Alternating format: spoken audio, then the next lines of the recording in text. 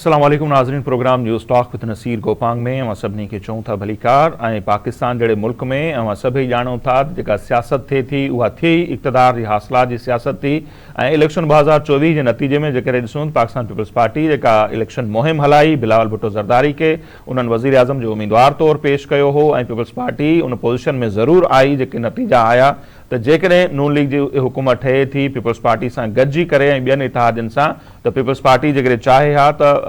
घणो कुछ हासिल करे सघे पई। पर अॼु जेको CC जो इजलास जो ॿियो ॾींहुं हो उन खां पोइ जेका प्रेस ब्रीफिंग थी आहे उनमें पाकिस्तान पीपल्स पार्टी जे चेयरमैन बिलावल भुट्टो ज़रदारी इहो वाज़े कयो आहे पाकिस्तान पीपल्स पार्टी इहो फ़ैसिलो वरितो आहे त हू नून लीग जे वज़ीर आज़म जी सपोर्ट कंदा, उन्हनि खे वोट ॾींदा ऐं इहा गैर मशरूत हूंदी ऐं पीपल्स पार्टी वफ़ाक़ी हुकूमत जो हिसो न हूंदी। एॾो वॾो डिसीशन वरितो आहे पाकिस्तान पीपल्स पार्टी ऐं जेकॾहिं मूं चयो चाहे हा त घणो कुझु हासिल करे सघिया पिए पीपल्स पार्टी जेको इहो डिसीशन वरितो आहे वफ़ाक़ी हुकूमत जो हिसो न थियण वारो। अॼु प्रोग्राम में पाण उन ते ॻाल्हि ॿोल कंदासीं। गॾोगॾु बिलावल भुट्टो ज़रदारी इहो बि चयो आहे त जेके आइनी उहिदा आहिनि सदर जो उहिदो आहे, सेनेट चेयरमैन जो उहिदो आहे, स्पीकर या डिप्टी स्पीकर जो उहिदो आहे, उन जे लाइ हू पंहिंजा उम्मीदवार ज़रूर बीहारींदा। त छा नून लीग उते पाकिस्तान पीपल्स पार्टी जा जेके उम्मीदवार हूंदा उन्हनि जी सपोर्ट कंदी या न, पाण उन ते बि ॻाल्हाईंदासीं। गॾोगॾु बिलावल साहिब इहो बि चयो आहे त सिंध सां गॾोगॾु बलोचिस्तान में बि हू हुकूमत ठाहिण जा ख़्वाहिशमंद आहिनि ऐं उते जेकॾहिं असीं नंबर गेम ॾिसूं peoples party number 1 single largest party आहे, ॿिए नंबर ते नून लीग आहे। त छा जेकॾहिं वफ़ाक़ में पीपल्स पार्टी नून लीग जी सपोर्ट करे थी त बलोचिस्तान में नवाज़ लीग पीपल्स पार्टी सपोर्ट कंदी, उन ते बि ॻाल्हाए पियो। गॾोगॾु GDA जी क़यादत जेको गुज़िरी जेका प्रेस कॉन्फ्रेंस कई ऐं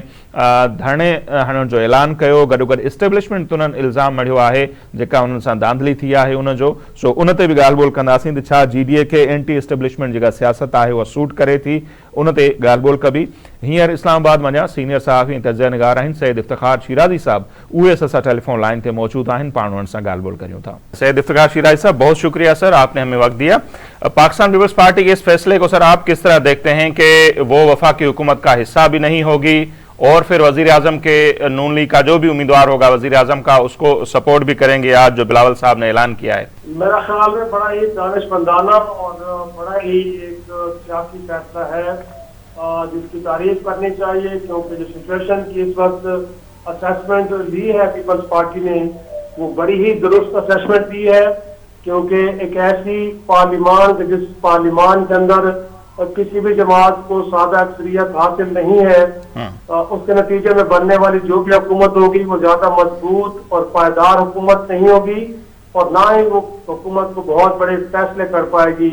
तो ऐसे में बेहतर यह है कि इस प्रोसेस के अंदर सिर्फ एतमाद का वोट देने के हद तक शरीक हुआ जाए, उससे ज्यादा न हो। मेरा ख्याल में उस दौरान फिर जो 18 माह की PDM की हुकूमत थी जिसमें पीपल्स पार्टी भी शामिल थी, उसके बारे में भी मरकजी मजलिस आमला ने एक बाकायदा अपना फीडबैक दिया है और बिलावल भुट्टो ज़रदारी और आसिफ ज़रदारी साहब को ये बताया गया है कि अगरचे वो इलेक्शन से पहले PDM की हुकूमत का हिस्सा तो जरूर थे, लेकिन हुआ ये है कि क्योंकि लीडिंग रोल में मुस्लिम लीग नून थी, लिहाजा पंजाब के अंदर उनके जो अरकान है उनके काम नहीं किए गए, बल्कि उनके अंदर एक रखना डाला गया। इत्तेहादी हुकूमत में शामिल होके हमने तमाम मनफी फैसलों का बोझ तो उठाया है, लेकिन सियासी तौर पे ना उसका हमें फायदा हुआ है और ना ही जाती तौर पे उसका फायदा हुआ है। तो मेरे ख्याल में बड़ी अच्छी बात है कि पहली बार पीपल्स पार्टी के अंदर भी हमने देखा है कि बजाय ये कि क़यादत अपना फैसला मुसल्लत करती, मरकजी मजलिस आमला के लोगों को सुना गया है और अक्सरियत ने जो फैसला किया है पार्टी की क़यादत ने भी उस फैसले को कबूल किया है। तो मेरे ख्याल में इस फैसले के पीपल्स पार्टी को सियासी तौर पे बड़ा फायदा होगा और जो वो असेसमेंट लेके बैठे हैं इस हुकूमत के बारे में वो काफी हद तक दुरुस्त असेसमेंट है। सही, लेकिन शिराज़ी साहब हमने अक्सर देखा है कि इस मुल्क में सियासत होती ही पावर की हासिलात के लिए है और पीपल्स पार्टी के पास इतना बड़ा मौका था, बातें ये भी चल रही थी कि शायद 2.5 साल का फार्मूला तय हो, पीपल्स पार्टी का वजीर आजम भी बन सकता था, उसके बावजूद उन्होंने ये डिसीजन लिया है कि हम अखलाकी तौर पर सपोर्ट करेंगे लेकिन हम हुकूमत का हिस्सा नहीं होंगे। जी मेरा ख्याल में आप दुरुस्त कह रहे हैं कि इस मुल्क के अंदर हमने हमेशा इक़्तिदार की सियासत देखी है, लेकिन जाहिर सी बात है अब सोशल मीडिया का दौर है, अब एक तरह से लोग बहुत ज्यादा सियासी तौर पे बाशऊर हो चुके हैं और आपने 8 फरवरी का इलेक्शन देखा है जी। कि अगर से एक जमात को बिल्कुल उसके नीचे से बिल्कुल जमीन खींच ली गई, उसको अपनी इंतखाबी मुहिम चलाने का इख्तियार नहीं था, उसकी क़यादत पाबंद सलासल है, ये छुट्टी फिर रही है, उसके इंट्रा पार्टी इलेक्शन को कलअदम करार दे दिया गया, उससे इंतखाबी निशान छीन लिया गया। लेकिन हकायक ये बता रहे हैं कि इस वक्त पार्लियामान के अंदर सबसे बड़ी जमात पाकिस्तान तहरीक इंसाफ है। तो मेरा ख्याल में जब आपने इन हकायक को सामने रखना होता है तो फिर आपको अपनी सियासत के रवैये में भी बदलाव लाना पड़ता है। आप जरूर इक़्तिदार की सियासत करते हैं, हर सियासी जमात को ये होता है कि वो इलेक्शन जीते और हुकूमत बनाए ताकि अपने प्रोग्राम को इम्प्लीमेंट करे, लोगों की हिमायत हासिल करे। लेकिन साथ में ये भी देखना पड़ता है कि जो ग्राउंड रियलिटीज आपसे तकाजा कर रही हैं, जमीनी हकायक आपसे क्या तकाजा कर रहे हैं, आप उनको भी देख के चलते हैं। तो मैं समझता हूँ कि अब सियासत के अंदर एक मुस्बत बदलाव ये आया है कि पीपल्स पार्टी कि जिसको ये लग रहा है कि उसकी मदद के बगैर ना तो तहरीक इंसाफ और ना मुस्लिम लीग नून हुकूमत बना सकती है, लेकिन उन्होंने फैसला ये किया है कि हुकूमत बनाने में तो मदद करेंगे लेकिन हुकूमत का हिस्सा नहीं बनेंगे। तो मेरा ख्याल में अगर आप आम शहरियों से बात करें तो हर शख्स इस फैसले को अप्रिशिएट कर रहा होगा। इससे जो तासुर बढ़ता है वो ये है कि आप कम से कम पीपल्स पार्टी वो जमात है कि जिसमें इक़्तिदार की हवस नहीं है। अगर से इस वक्त चाहें तो सदर का ओहदा क्या, स्पीकर का ओहदा क्या, डिप्टी स्पीकर का ओहदा क्या, सारे ओहदे भी हासिल कर सकते हैं, काबीना के अंदर एक बहुत बड़ा हिस्सा भी हासिल कर सकते हैं। लेकिन वो सब चीज कुर्बान करके इस मुल्क के अंदर सियासी एक इस्तेकाम और एक तरह से एक ऐसा मैसेज दे रहे हैं कि जिसमें ये जा रहा है कि बाद बात अगर आपको मुल्क के वसीतर मफाद में इक़्तिदार को कुर्बान भी करना पड़े तो कर दें, लेकिन जमहूरियत को और पार्लियामान को मजबूत करने के लिए ऐसे फैसले भी किए जा सकते हैं। तो मेरे ख्याल में इसको लोग अप्रिशिएट ही करेंगे। सही। अच्छा सर, इस तरह के पीपल्स पार्टी के एक तरफ हम देख रहे हैं कि मुस्बत और मैच्योर फैसले आ रहे हैं, दूसरी तरफ जो नून लीग की कयादत है, जैसे हमने देखा कि 60 नशस्तों का ऐलान अभी हुआ था तो विक्ट्री स्पीच कर ली मियां नवाज शरीफ साहब ने। आज शहबाज शरीफ साहब ने जो प्रेस कॉन्फ्रेंस की या जो बातचीत की वो भी आपके सामने है कि वो तो यही कह रहे हैं कि भाई पीटीआई अपनी मेजॉरिटी शो करे तो हम अपोजिशन में बैठेंगे। तो एक तरफ हम नून लीग के फैसले देख रहे हैं, दूसरी तरफ पीपल्स पार्टी के, तो आप इन दोनों को किस तरह देखते हैं? ज्यादा मैच्योर फैसले जो मैं तो बड़ी माजरत के साथ जो मुस्लिम लीग नून की इंतखाबी मुहिम भी रही है, उस इंतखाबी मुहिम को बजाय चौथी बार जो प्राइम मिनिस्टर बनने जा रहे हैं वो खुद लीड करते उनकी साहबजादी मरियम नवाज साहबा करती रही हैं या उनकी पार्टी के अंदर राना सनाउल्लाह साहब जैसे लोग करते रहे हैं। तो वहां से तो जो गुफ्तगू हुई है, जो तकारीर हुए हैं, मैं तो बड़ा मायूस हुआ हूँ एक पाकिस्तानी के नाते भी और एक सहाफी होने के नाते भी। गोया कि हम तवक्को कर रहे थे कि जो वो खुद भी कहते हैं जो हकीकत भी है कि इस वक्त पाकिस्तान बड़े मुश्किल दौराहे पे खड़ा है, माशी तौर पे, सियासी तौर पे, लॉ एंड ऑर्डर के तौर पे। लेकिन उनकी गुफ्तगू के अंदर इस तरह की जबान इस्तेमाल की गई और उनका फिर हजब तनकीद उनके वो मुखालफीन थे जो जिस वक्त जेलों में पड़े हुए हैं। हम तो आपसे सुनना चाह रहे थे कि आप इस मुल्क के मसाइल हल करने के हवाले से हमें कोई नुस्खा देंगे, कोई कीमियाई नुस्खा देंगे कि हम इस मुल्क को कैसे ठीक करेंगे। लेकिन आपके पास तो गुफ्तगू दूसरी तरह की थी। और इलेक्शन होने के बाद फिर आप देखें कि भाई अभी तो कॉन्ट्रोवर्सी चल रही है, अभी तो लोग सवाल उठा रहे हैं और मुल्क के अंदर नहीं, अक़वाम मुत्तहिदा से लेके अमेरिका का स्टेट डिपार्टमेंट हो, यूरोपीय यूनियन हो, बरतानिया हो या इंसानी हकूक की तंजीमें हो, सब ये कह रही हैं कि इस मुल्क के अंदर कुछ गड़बड़ हुई है। लेकिन आप बालकनी में खड़े होके एक तकरीर कर रहे हैं और साथ में ये क्लेम कर रहे हैं कि आप इस मुल्क की लार्जेस्ट पार्टी हैं। अभी तो मेरे भाई उजरदारियां पड़ी हैं इलेक्शन कमीशन में 60-70, अगर कोई ठीक तरीके से फोरेंसिक एनालिसिस किया गया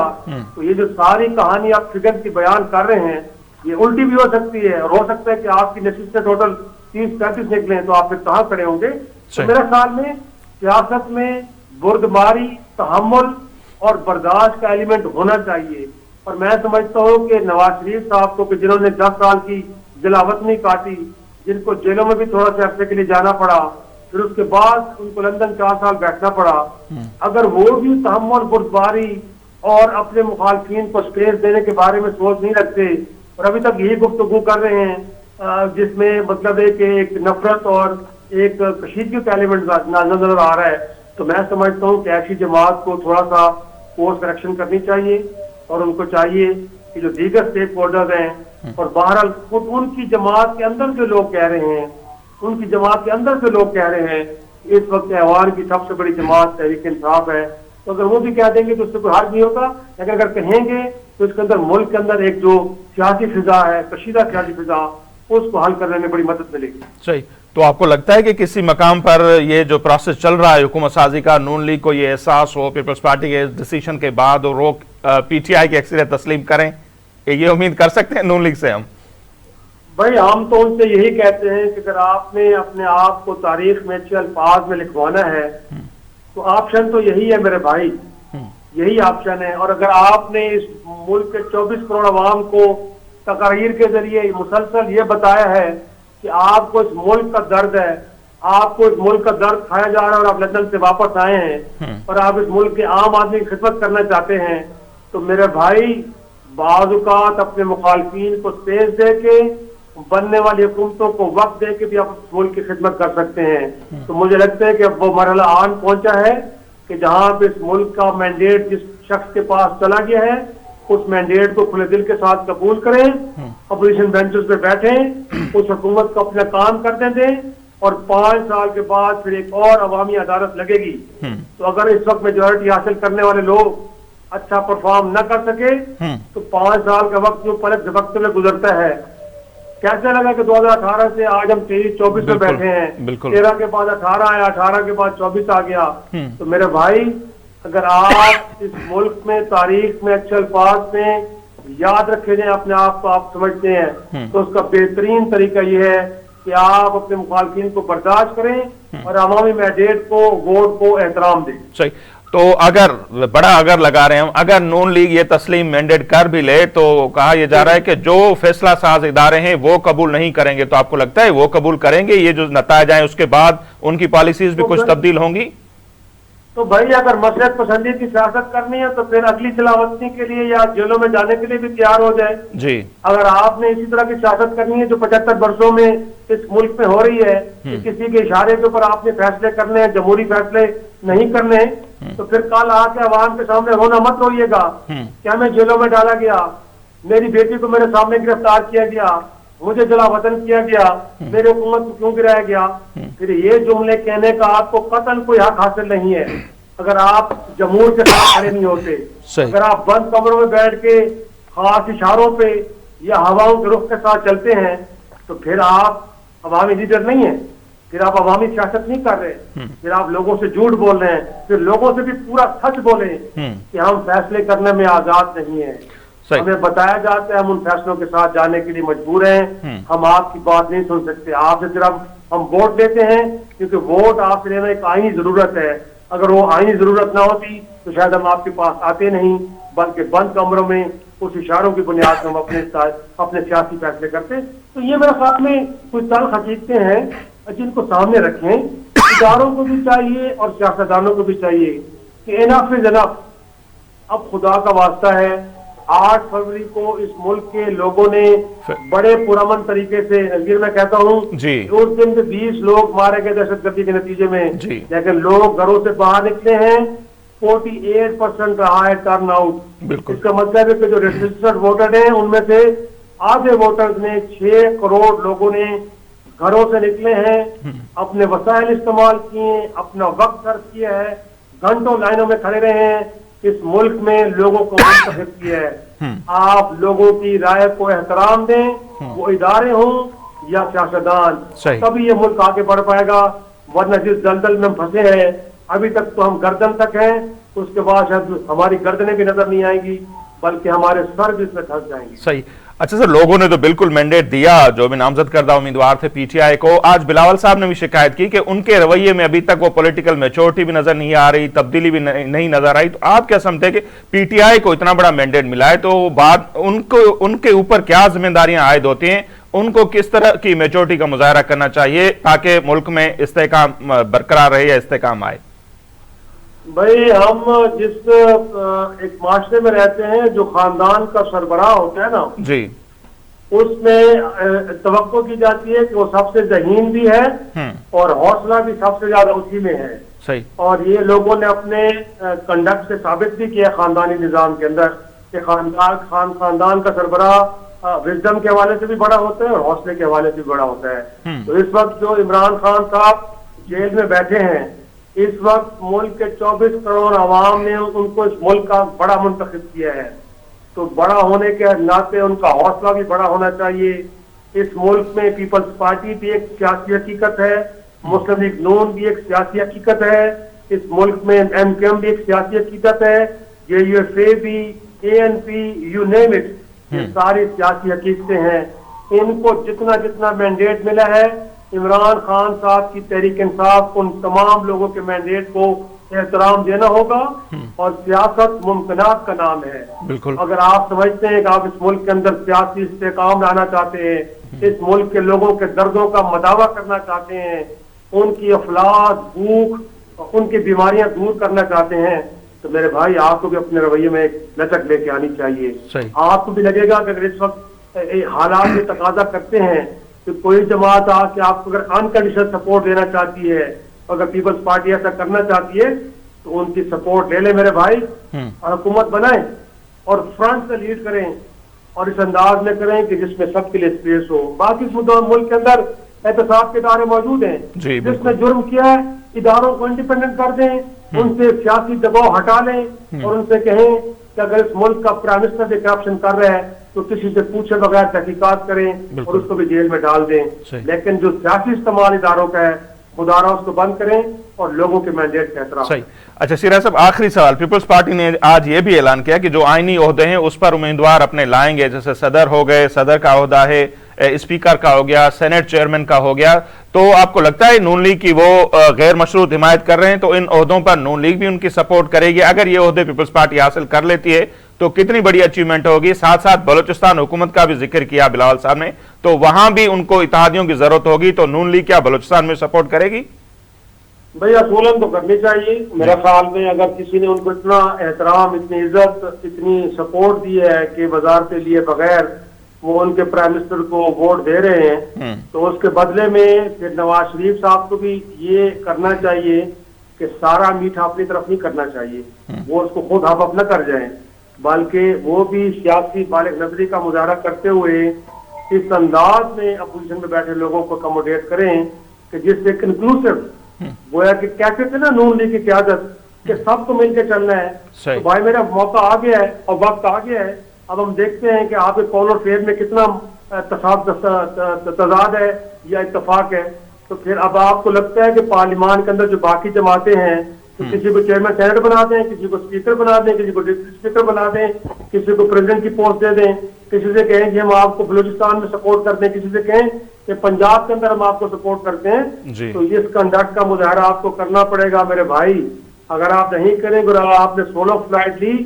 तो फिर मेरी आज ये बात रख लीजिएगा, ये सोलो फ्लाइट जो है ना 3 महीने से ज्यादा नहीं चलेगी, तो उसके बाद आपका जहाज नाक के पास जमीन पे आके गिरेगा। ठीक, बहुत शुक्रिया सैयद इफ्तिखार शिराजी साहब, आपने हमें वक्त दिया। नज़ीर सीनियर तजनिगार आहिनि, एंकर पर्सन आहिनि सैयद इफ्तिखार शिराजी साहब, उन्होंने जो मौक़िफ़ जे साम्हूं आहे पाकिस्तान पीपल्स पार्टी जो डिसीजन वरितो आहे गैर मशरूत हिमायत जो ऐलान किया है नून लीग के वज़ीर आज़म जो, उन्होंने बिलावल साहब चयो तो उन्होंने असीं वोट कंदासीं पर वफ़ाक़ी हुकूमत जो हिस्सो न हूंदासीं। गॾोगॾु जेके आइनी उहिदा आहिनि, सदर जो उहिदो आहे, स्पीकर जो, डिप्टी स्पीकर या चेयरमैन सेनेट, उन्हनि जे लाइ पंहिंजा उम्मीदवार उन्हनि आणण जो बि ऐलान कियो आहे। ऐं ॾिसूं था त नून लीग इन ऑफर खे कीअं थी वठे ऐं छा हू इन्हनि आइनी उहिदनि ते पीपल्स पार्टी जो उम्मीदवार जी हिमायत कंदा या न, इहे ईंदड़ ॾींहंनि में तय थींदा इहे मामला। ऐं बलूचिस्तान में उन्होंने हुकूमत आणण जो भी ऐलान किया बिलावल साहब, उते अददी अक्सरियत है पीपल्स पार्टी वटि ऐं ॿिए नंबर ते नून लीग है, इतिहाद की जरूरत पवंदी पीपल्स पार्टी के, सो उन में नून लीग जो छा किरदार होंदो उहो भी पाण ॾिसंदासीं। हिते वक़्त पे मुख़्तसर ब्रेक जो ब्रेक वठंदासीं, वापस ईंदासीं इन जेका समूरी सूरत हाल है। गॾोगॾु GDA जी क़यादत जेका प्रेस कॉन्फ्रेंस कई ऐं जेका शिकवा शिकायत उन्हनि कई आहे ऐं गॾोगॾु उन्हनि धरणो हणण जो ऐलान भी कयो आहे 16 तारीख़ ते, उन समूरी सूरत हाल ते पाण ॻाल्हि ॿोल कंदासीं मुख़्तसर ब्रेक खां पोइ।